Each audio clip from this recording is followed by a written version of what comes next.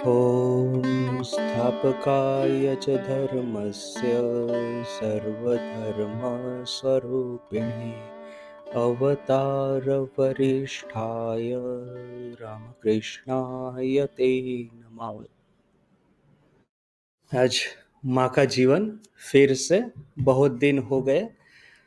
बीच बीच में मैं टॉपिक इसलिए चेंज करता हूँ कि हम सबको एक एक विभिन्न तरह के ये जो रामकृष्ण विचारधारा एक महासागर रूपी एक हमारे सामने है।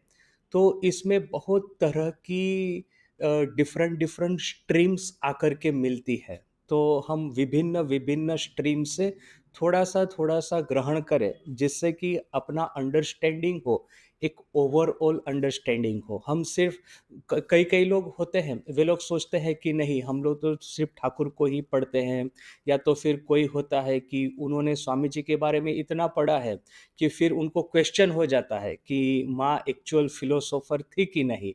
ऐसा मैंने सही में सुना है किसी से कि स्वामी जी तो फिलोसोफर थे, माँ कहाँ फिलोसोफर थी। तो सबका थोड़ा थोड़ा पढ़ने से अपना खुद का अंडरस्टैंडिंग डेवलप होता है कि हाँ, ये लोग जो थे वो ना ही फिलोसोफर थे, ना ही इन लोगों को हम कोई एक जनरल संत या महापुरुष की कैटेगरी में रख सकते हैं। ये तीनों अवतार थे। देवी के अवतार, या तो ईश्वर के अवतार, या तो भगवान शिव के अवतार। तो इस तरह से उनका असेसमेंट किया जाना चाहिए, नहीं कि सिर्फ एक फिलोसॉफी या तो फिर एक संत महापुरुष या एक साधक की दृष्टि से। तो ये सब अपना व्यू पॉइंट थोड़ा-सा एक्सपांड हो, इसके लिए हम तीनों का थोड़ा-थोड़ा पाठ करते हैं। तो आज फिर से माँ के बारे में। गंभीरानंद जी की ये किताब है, और हम जो चैप्टर का पाठ कर रहे थे उसका नाम है वधू। सर्वप्रथम तो माँ का जन्म हुआ जयराम बाटी में, फिर माँ के बचपन के दिनों की कुछ बातें। इसके बाद में हमको तो पता है कि ठाकुर के साथ में बहुत ही छोटी उम्र में माँ का विवाह हुआ था। तो वो विवाह की कुछ बातें, और अभी इसके बाद में हमको मिलता है कि माँ विवाह होने के अभी एक विवाह हुआ माँ का ठाकुर के साथ में, और तब से लेकर के माँ सर्वप्रथम दक्षिणेश्वर गई। ये दिनों के बीच में 73 ना 1873 के आसपास में माँ दक्षिणेश्वर आई, और यहाँ पे 1858-59 के आसपास में माँ का विवाह हुआ। तो ये 10 साल के आसपास की जो घटनाएं हैं, 60 से 70, तो 10-11 साल की घटनाएं इस चैप्टर में एक साथ में दे दी गई है। तो इसी को हम बात कर रहे थे। लास्ट प्रसंग जो हमने पढ़ा था उसमें था कि माँ के विद्याभ्यास के बारे में। माँ ने कहा कि मैं तो पढ़ाई लिखना चाहती थी, किंतु हृदय ने क्या किया कि माँ के हाथ से किताब छीन ली, और कहा कि यदि लड़कियां पढ़ाई लिखाई सीखेगी तो वे लोग नाटक नोवेल पढ़ेगी, तो इस तरह से विद्या अर्जन करने की कोई आवश्यकता नहीं। जो कि उस समय की पेट्रियार्कल एक माइंडसेट था। तो किंतु लक्ष्मी जो थी वो बड़ी उसका विल पावर तो स्ट्रांग था। दूसरा कि अपने पिताजी के घर में रहती है तो उसका एक अधिकार बनता है। वो उस समय की प्रथा के अनुसार यदि बहू अपने ससुर के घर जाती है तो उसका अधिकार इतना नहीं रहता। तो इसकी वजह से लक्ष्मी दीदी ने तो जोर करके पढ़ाई शुरू रखी, और माँ को थोड़ा-थोड़ा सिखाती थी। किंतु माँ ने कहा कि बाद में मैं जब दक्षिणेश्वर में थी, तब वहाँ पे एक औरत आया करती थी, वहाँ पे गंगा स्नान करने के लिए, तो वो माँ को ठीक-ठीक उसने वर्ण परिचय सिखाया। तो हमको ये पता है कि माँ को पढ़ना आता था, किंतु लिखना इतना अच्छा नहीं आता था। आखिर में तो अपना नाम भी नहीं लिख पाती थी, वो सिर्फ़ अंगूठा दे कर के वो साइन करती थी, जहाँ पे भी साइन करने की ज़रूरत हो। तो यहाँ तक हमने पढ़ा। अभी हम आगे पढ़ते हैं। गंभीरानंद जी महाराज क्या लिखते हैं? महाराज जी लिखते हैं, श्री माয়ের প্রতি কথায় শ্বশুর পরিবারের সকলের উপর একটা আন্তরিক ভক্তি শ্রদ্ধা ও ভালোবাসার परिचय पावा जाइत। माँ की प्रत्येक बातों में अपने ससुर का जो परिवार है, अर्थात कि ठाकुर का घर, ठाकुर के घर में जो भी थे, उनके पिताजी, उनकी माँ, उनके भाई बहन, सबके प्रति एक गहन श्रद्धा का परिचय हमको मिलता है। और अभी एक ये भी एक बात है कि बात-बात के चैप्टर आप देखेंगे तो एक्चुअली ठाकुर के ये जो सब कज़िन वगैरह थे, ये भतीजे वगैरह, रामलाल वगैरह, उन्होंने माँ को किस तरह से ट्रीट किया, इसके बावजूद भी माँ अपने ससुर के परिवार, ठाकुर के परिवार के प्रति इतनी श्रद्धा रखती थी। ठाकुर ने एक बार रामलाल को बोला था दक्षिणेश्वर में, जब ऐसा आखिरी-आखिरी समय आ रहा था, तो ठाकुर ने दक्षिणेश्वर था कि एग्ज़ैक्टली कहाँ था अभी वो मुझे याद नहीं, आई थिंक शायद हो सकता है काशीपुर भी होगा। ठाकुर ने कहा कि माँ जो है वो कामारपुकुर जाकर के रहेगी और तुम उनकी सँभाल रखना। तो अभी रामलाल के मन में पता नहीं क्या था कि उन्होंने ऐसा कह दिया कि अच्छा उनकी जहाँ पे इच्छा हो वो रहे। अभी ठाकुर तो एकदम मन को समझ लेने वाले व्यक्ति थे, उनको तो ऐसा नहीं था कि शब्दों को दे कर के।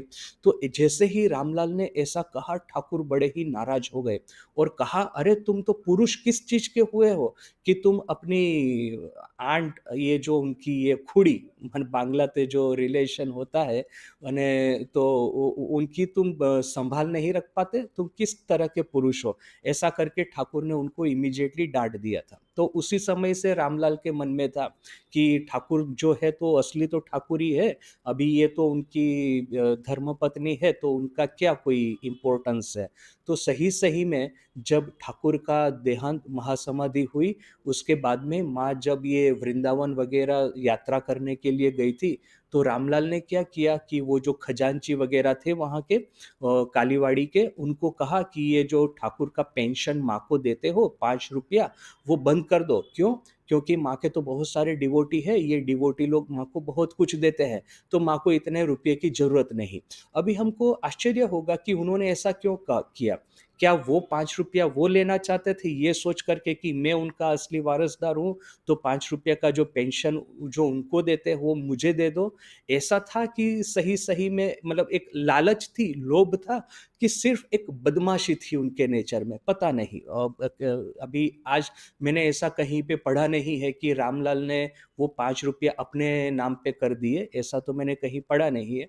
तो जो भी है व्हाटएवर द फैक्ट उस समय जो रहा होगा। माँ को जब वृंदावन में पता चला, तो माँ ने कहा कि अरे! इस तरह का সোনার মানুষই চলে গেল, এখন টাকা চাই নিয়ে আমি কি করব? अर्थात कि सोने के जो मनुष्य थे भगवान श्री रामकृष्ण, गोल्डन मैन, वो तो चले गए। अभी ये मने ये राख रूपी ये ₹5 लेकर के मैं क्या करूँगी? माँ ने ऐसा कह के बात को जाने दिया।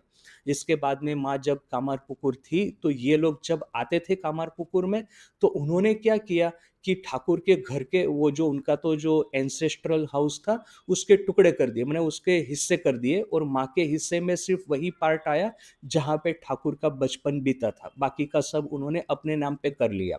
तो और जब भी वो कामारपुकुर आते थे, तो क्या करते थे, माँ को बिल्कुल अवज्ञा करते थे। ये रामलाल दादा, ये लक्ष्मी दीदी, ये दोनों ऐसा करते थे। और फिर बाद में क्या हुआ पता है? माँ तो सब ये सब तो चुपचाप सहन कर लेगी, माँ तो किसको जाके क्या बोलने वाली है।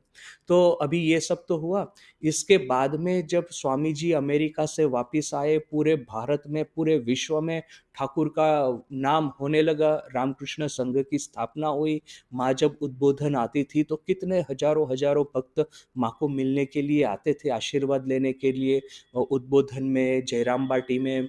तब कहीं जाकर के अभी ये लोग क्या बोलना शुरू कर दिए पता है? रामलाल दादा और लक्ष्मी दीदी कि अरे वो तो अभी हमारी संभाल ही नहीं लेती, हमारी खबर ही नहीं लेती। वो देखती भी नहीं कि हम लोग किस तरह से जी रहे हैं। तो अरे वाह! कालीवाड़ी का जितना भी सैलरी था वो तो पुजारी थे और ठाकुर का वो जो कामारपुकुर का घर था उसका ज़्यादातर हिस्सा तो अपने और ले लिया माँ को करके साइडलाइन करके। और अभी कहते हैं ना कि माँ तो हमारी खबर ही नहीं रखती। ये बात माँ ने खुद कही है किसी डिवोटी को, देखो कि मैं जब कामारपुकुर थी तो मेरे साथ इस तरह से व्यवहार किया, किंतु आज क्या कहते हैं पता है? कि आज कहते हैं कि मैं उनकी खबर नहीं लेती। और देखिए कि ये लोग ऐसा क्यों कहते थे पता नहीं। एक बार लक्ष्मी दीदी आई थी, वो माँ को मिलने के लिए, माँ उस समय कलकत्ता थी। तो अभी पता नहीं कुछ किसी कारण की वजह से माँ को जिस कमरे में लक्ष्मी दीदी बैठी थी, वहाँ से और कहीं पे जाना हुआ, शायद पूजा करने के लिए, जो भी है। तो जैसे ही माँ गई, तो कुछ ही देर में लक्ष्मी दीदी चली गई। ये माँ को ऐसा बोला भी नहीं कि मैं जा रही हूँ, ऐसा करके। तो माँ जब वापिस आई, पूछा कि लक्ष्मी कहाँ है? तो बोला कि वो तो चली गई। तो माँ तो एकदम बड़ी दुखित हो गई कि अरे! लक्ष्मी आई और मैंने उसको कुछ दिया नहीं, साड़ी वग़ैरह, ठाकुर का प्रसाद मैंने तो कुछ दिया नहीं। तो इमीडिएटली माँ ने ये साड़ी, प्रसाद वग़ैरह जो भी है, वो किसी डिवोटी के थ्रू, जहाँ पे लक्ष्मी दीदी रहती थी, वहाँ पे भिजवाया। कहा कि जाओ, जाकर के उनको ये दे आओ। तो माँ खुद इनको, जिसको जो प्राप्य है, माँ का हमेशा कहना था, जिसको जो प्राप्य है उसको वो देना चाहिए। जयराम बाटी में एक बार ऐसा हुआ कि वहाँ पे एक लेडी डिवोटी थी, तो वहाँ पे एक बिल्ली आई। तो अभी क्या है, जब जनरली एक बिल्ली को देख कर के एक प्रेम जैसा होता है ना, कि तो कोई उसको सर पे हाथ लगाता है, कोई ऐसा, कोई उसको कुछ खाने को देता है। मेरे से ये सब नहीं होता, किंतु ऐसे बहुत सारे लोग होते हैं कि इस तरह से वो सर पे हाथ घुमाएंगे, उसको गोद में लेंगे, उसको कुछ खाना देंगे।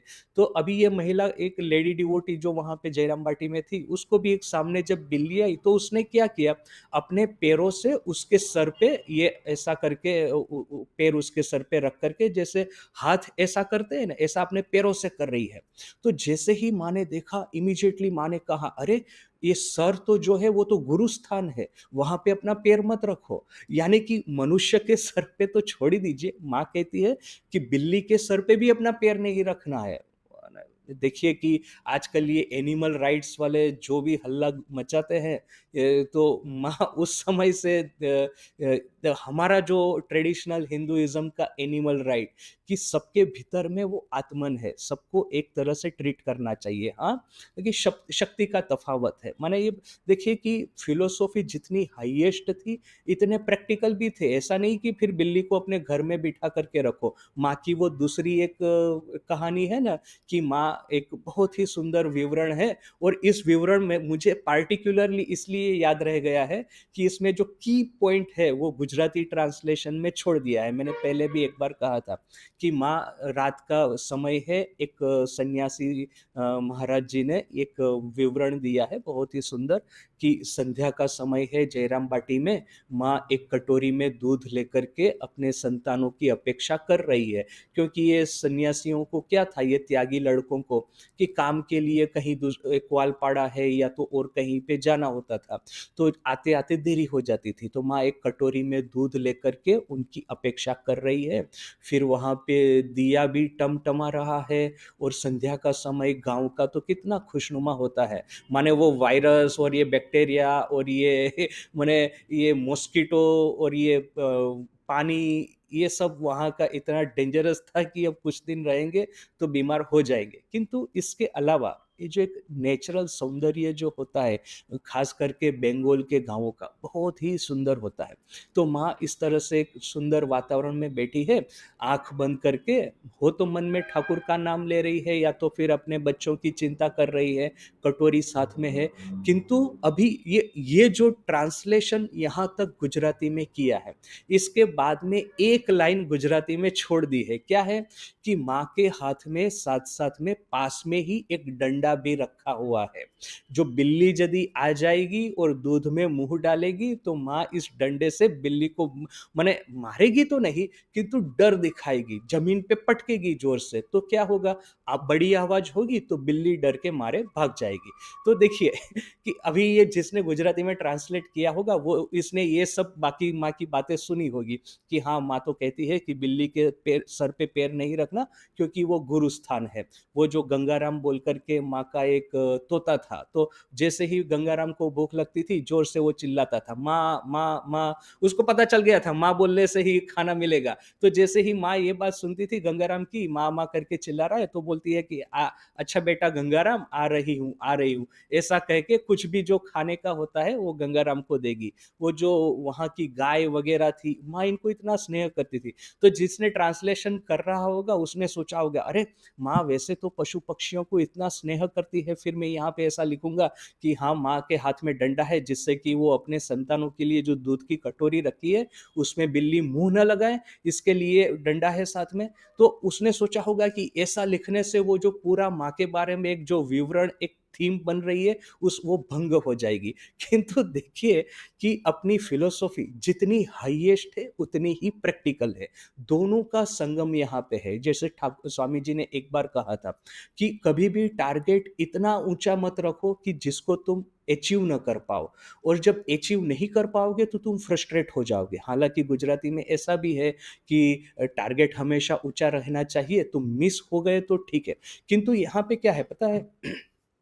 टारगेट को ऊँचा रखना या प्रैक्टिकल रखना कि एक आइडियल मेंटेन होना चाहिए। इतना भी हम प्रैक्टिकल कर दें, इतना ही उसको माने डे टू डे लाइफ़ के उसके लेवल पे ले आए कि टारगेट का या आइडियल ही ना रहे, या तो फिर आइडियल इतना ऊँचा ना हो जाए कि जो कि बिल्कुल असंभव हो हमारे लिए उसको प्रैक्टिस करना।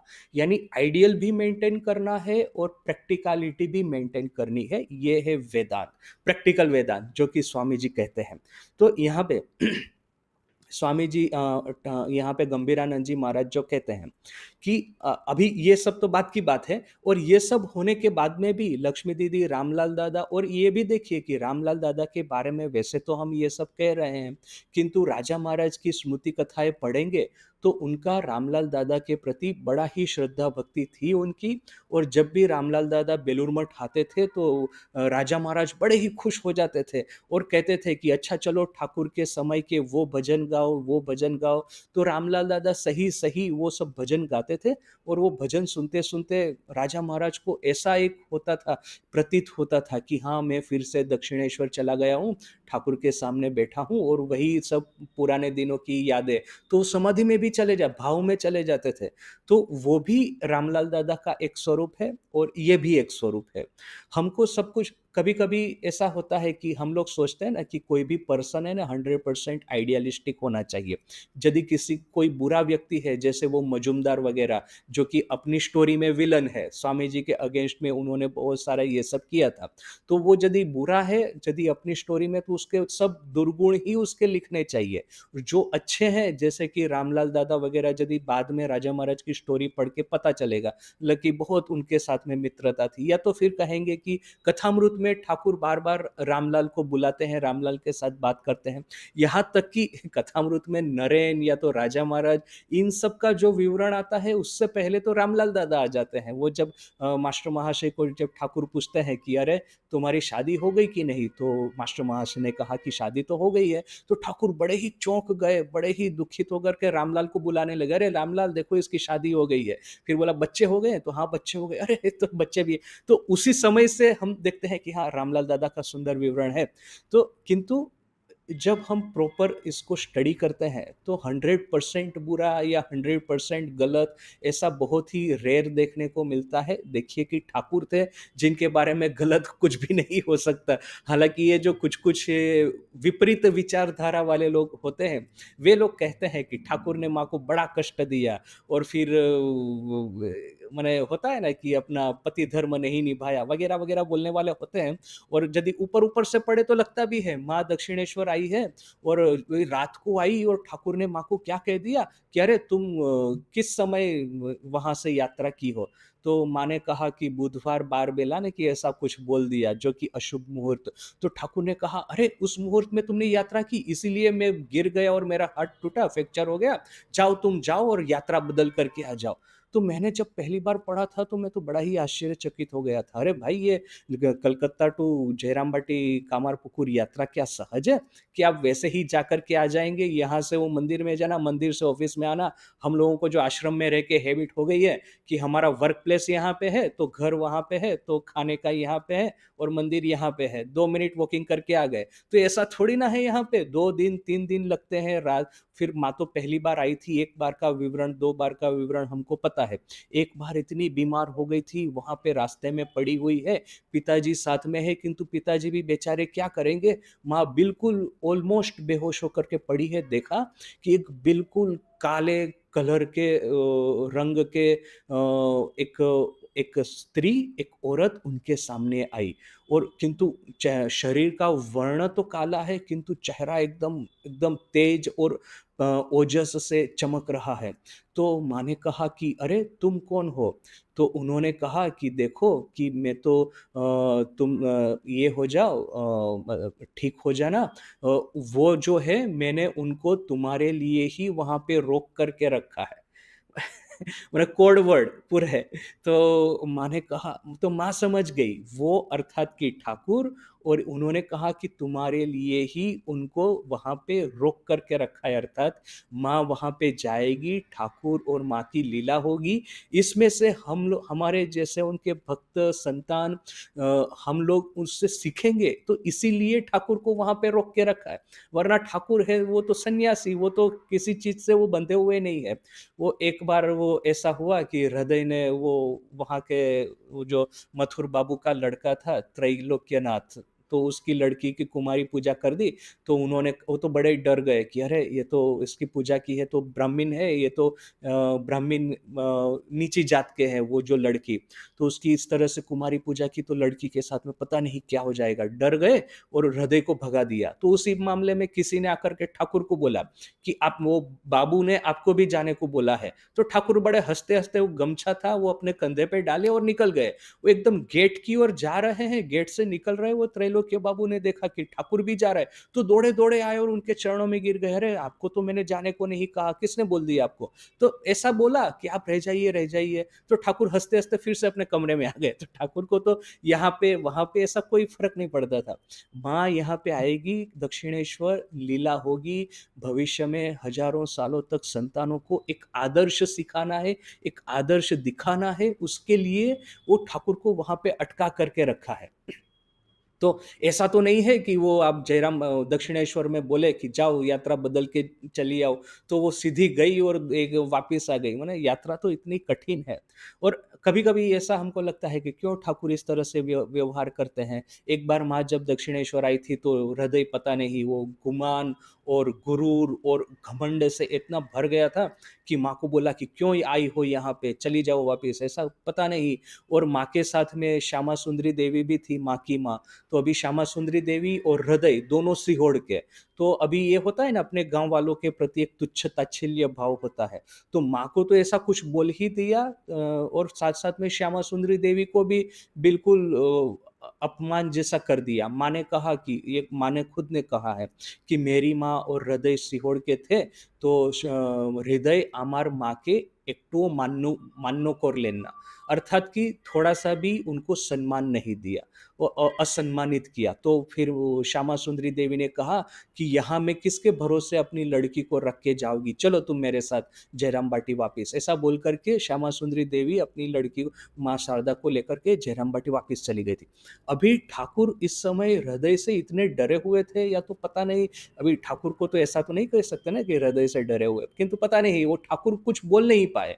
तो अभी ये सब सुन कर के हमको लगता है कि अरे ठाकुर ये माँ के साथ में इस तरह से वर्तन क्यों करते हैं? किंतु अभी देखिए कि ये सब चीज़ों में भी तो सीखना है ना, कि माने ये क्या सीखेंगे पता नहीं, मुझे तो समझ में नहीं आ रहा कि ये सब चीज़ों में क्या सीखना है। माँ और ठाकुर का जो अनंत संबंध था, एक ईश्वर ईश्वर माने शिव और पार्वती का, वो तो समझ में आता है।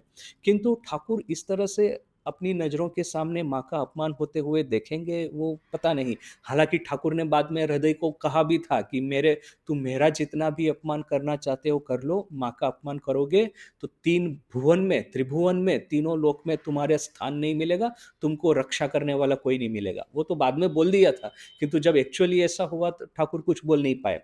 अभी इसके पीछे हम लोग बहुत कुछ लॉजिक लगा सकते हैं कि माँ को भी एक तरह से वैराग्य सीखने की ज़रूरत थी। जब ठाकुर का इस तरह से कैंसर होकर के वहाँ पे थे, काशीपुर में, उस समय माँ की मन की परिस्थिति इस तरह से हो गई थी कि भीतर से इतना दुःख, इतना कष्ट, और जो कि प्रिय पात्र जो अपने होते हैं, उनको उनका कष्ट देख कर के हमको और ज़्यादा कष्ट होता है। तो ये जो देख कर के माँ की परिस्थिति ऐसी थी, उस दिन उस समय माँ रात को सोई हुई थी। एकाएक उन्होंने क्या एक दर्शन देखा, एक दर्शन हुआ कि एक मिट्टी की हांडी जो होती है ना, मिट्टी का ये होता है पानी भरने का पात्र बड़ा-सा, वो ज़ोर से टूट गया। ऐसी एक आवाज़ आई। इस तरह की आवाज़ कि मिट्टी का एक बड़ा पात्र ज़ोर से टूटा हुआ है, और साथ-साथ में ही कोई बोला कि इस संसार में कौन किसका है? तो जैसे ही माँ ने ये सुना, इमीडिएटली जैसे कि वो एक हिप्नोटिज़्म में से हम लोग बाहर आ जाते हैं, तो ऐसा माँ को हुआ। एक प्रचंड वैराग्य माँ के हृदय में प्रकट हुआ कि हाँ, इस संसार में सही में कौन किसका है। हम सब तो 2 तरह से देखें।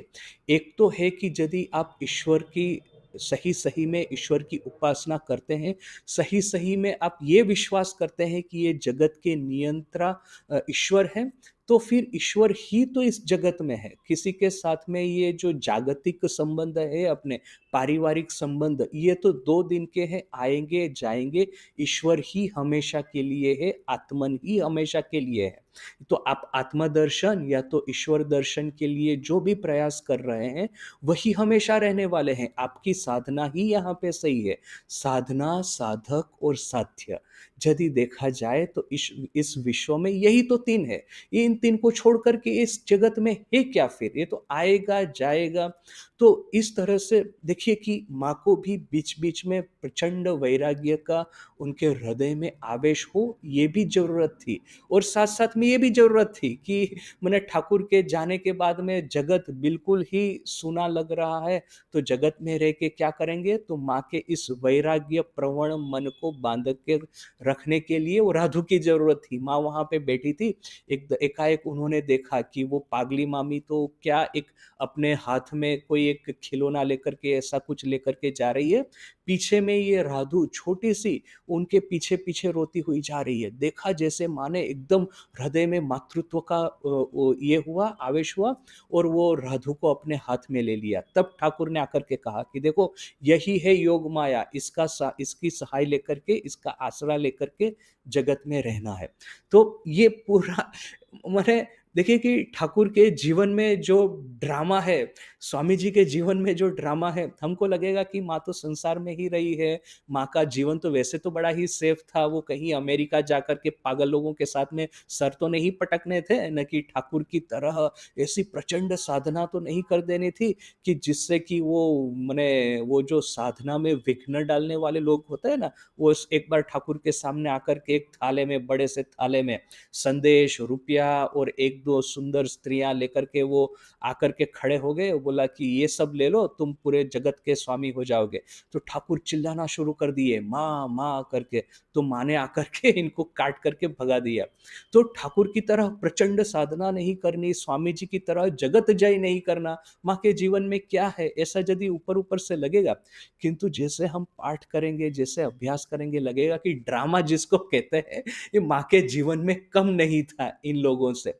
वही है कि ड्रामे का स्वरूप अलग था। वो एक बाह्य जागतिक जीवन में वो ड्रामा चल रहा था इन लोगों का, और माँ का था कि पारिवारिक फलक के ऊपर में, ये जो पारिवारिक स्टेज के ऊपर में माँ का ड्रामा था। तो ये परिवार और साथ में रहना, किस तरह से हमको सहन शक्ति, साधना, तपस्या से रहना है, वो सब माँ के जीवन से पता चलता था।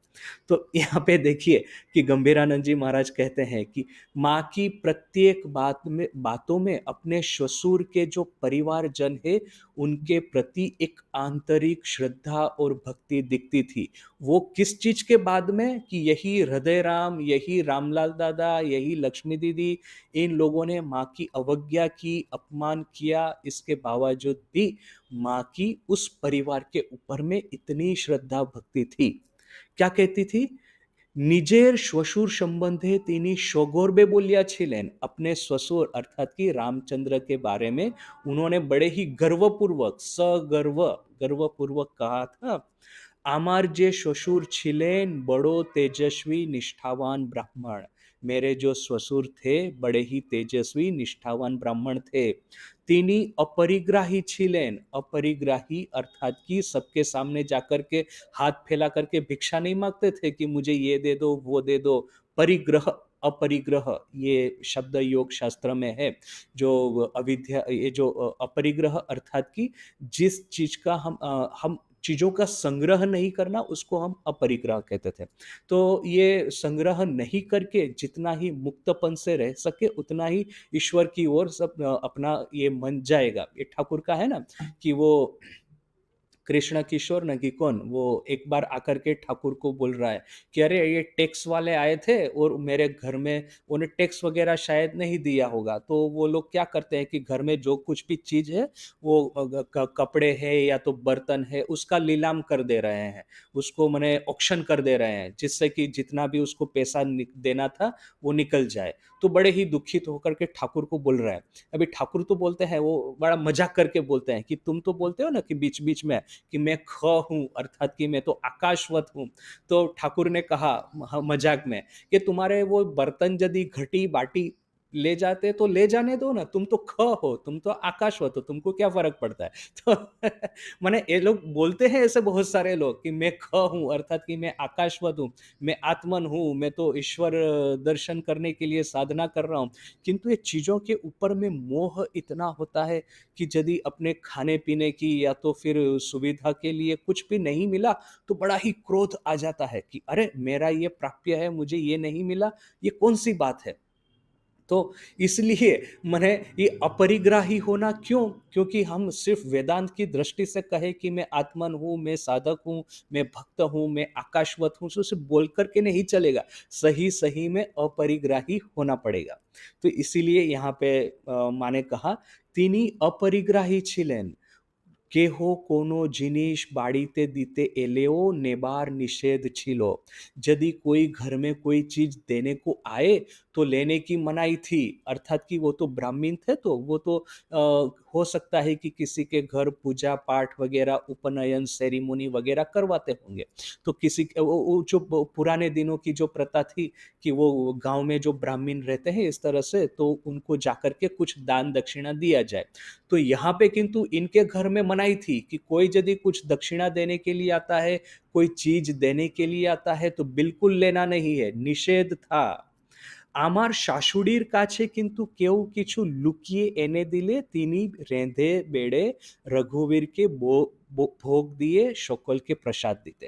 किंतु उनकी सासू अर्थात कि चंद्रामणि देवी को छुपके छुपके यदि कोई कुछ दे देता, ये अन्न है वगैरह, ये सब्जी या तो फल वगैरह, तो वो चंद्रामणि देवी क्या करती, उसको रांध करके वो रघुवीर को भोग देती। यानी देखिए कि ये भी है, किसी का अन्न ग्रहण करना या किसी से कोई दान स्वीकार करना अर्थात कि उनके ये जो कर्म जो है उसका एक अंश हमारे में आ जाता है।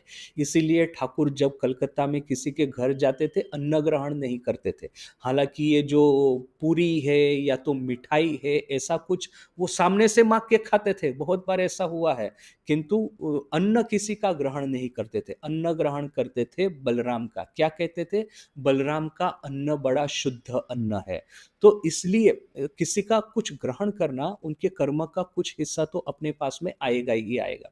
तो अभी रामचंद्र थे कि इतने निष्ठावान थे, इतने मतलब अपने जीवन को इतना डिसिप्लिन में रखते थे, किंतु चंद्रामणि देवी का हृदय इतना उदार था कि ये पता होने के बावजूद भी कि ये अन्न ग्रहण किसी का कर रही है या किसी की दक्षिणा स्वीकार कर रही है तो उनका कुछ कर्म अपने पे आएगा तो भले आए, उनको तो कुछ राहत मिलेगी, सामने वाले को जो दाता है उनको तो कुछ सुकून मिलेगा। तो ये समझ करके उदार हृदय वाली चंद्रामणि देवी यदि छुपके कोई कुछ लेता था तो वो ले देता था तो वो ले लेती थी और रात करके रघुवीर को भोग लगाती थी।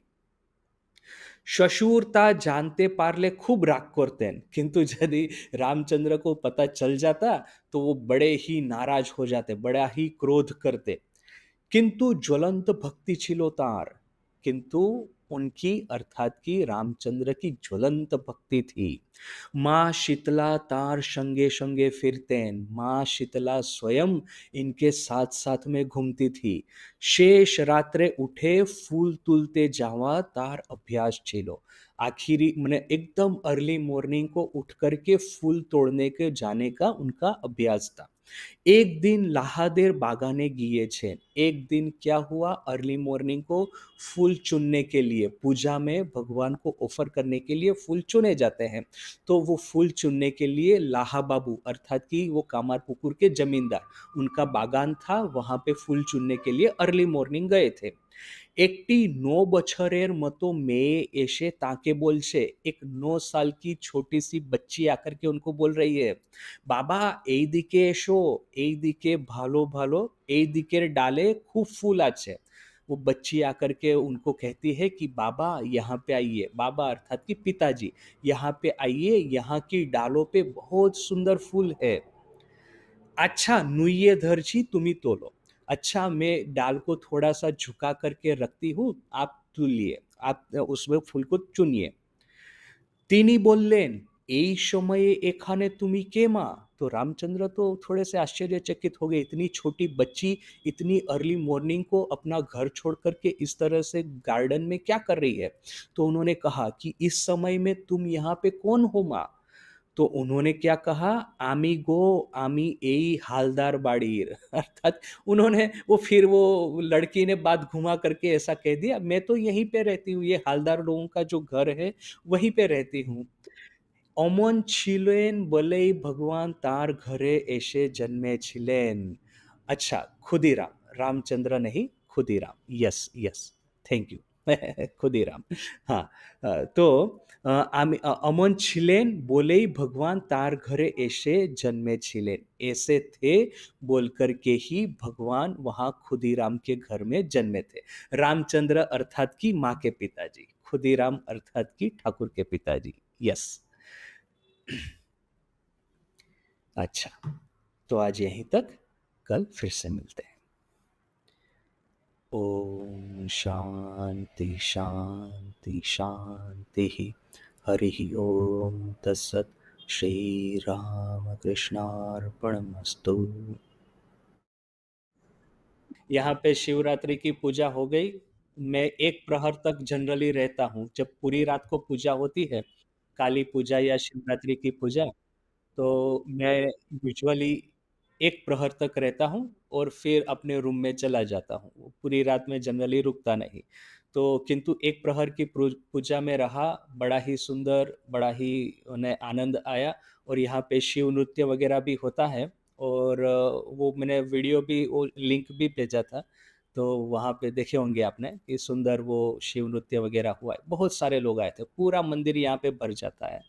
तो एक तो बड़ी सुंदर पूजा हुई समाप्त, अभी सामने ठाकुर तिथि पूजा है, तो ये बड़े उत्सव के दिन है आजकल।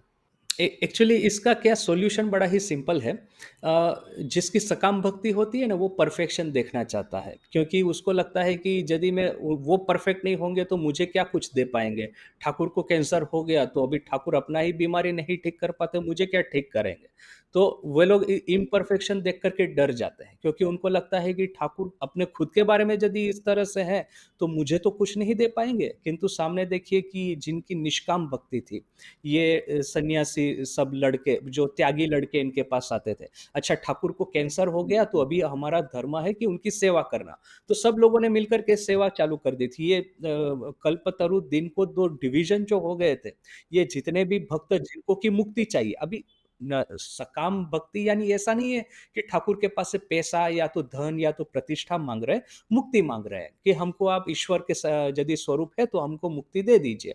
तो वो मुक्ति की कामना करके आए हैं, जबकि वो वे लोग सब ठाकुर के पास में कल्पतरु दिन को खड़े हैं कि वो स्पर्श कर दे और कुछ मिल जाए। तभी वो जो निष्काम जिनकी भक्ति है, मुक्ति भी नहीं चाहिए, हम इनको चाहते हैं क्योंकि हम इनको प्रेम करते हैं। तो वे लोग वो शरत महाराज वगैरह देखिए कि वहाँ पे छत के ऊपर में रह के ठाकुर का बिछाना धूप में सुखाने को रख रहे हैं। पता है कि ठाकुर सबको स्पर्श करके अनुभूति दे रहे हैं, किंतु फिर भी वहाँ पे नहीं गए। ठाकुर वापस आएँगे, फ्रेश बिछाना मिलेगा सोने के लिए, वो उनकी नज़र ज़्यादा है। तो ये ये जो है कि सकाम भक्त परफेक्शन चाहेगा, वो डर जाएगा इम्परफेक्शन देख कर के।